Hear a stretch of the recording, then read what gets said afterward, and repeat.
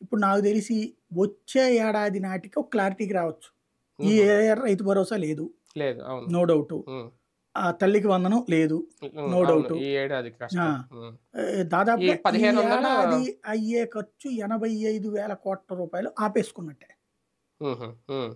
ఈ ఏడాదికి ఆపేసి హ్మ్. మేబీ ఒక 5, 6 నెలల తర్వాతన హ్మ్. అంటే కొత్త బడ్జెట్ పెట్టేది ఉంటది కదా! హ్మ్. జూన్ అదే నెక్స్ట్ ఏప్రిల్ టైంకి. హ్మ్. ఆ టైంకి ఏమన్నా పెట్టచ్చేమో. హ్మ్. లేదా వీళ్ళది బడ్జెట్ ఇప్పుడు 2 నెలల పాటు vote on account budget extension అంటున్నారు కదా! అవును. అవును. అది పోయాక ఆ తర్వాత ఈ సూపర్ 6లో ఏదన్నా ఒక పథకం ఏమన్నా తెస్తారేమో. హ్మ్. హ్మ్. ఒక పథకం ఏదన్నా అమల్లోకి తీసుకొచ్చి హ్మ్. అన్ని దశల వారీగా అవుతదాయ్. మీరు హ్మ్. నాశనం చేస్తే మేము బాగు చేస్తున్నాం. హ్మ్. అంటూ కాస్త దబాయిస్తారు. హ్మ్.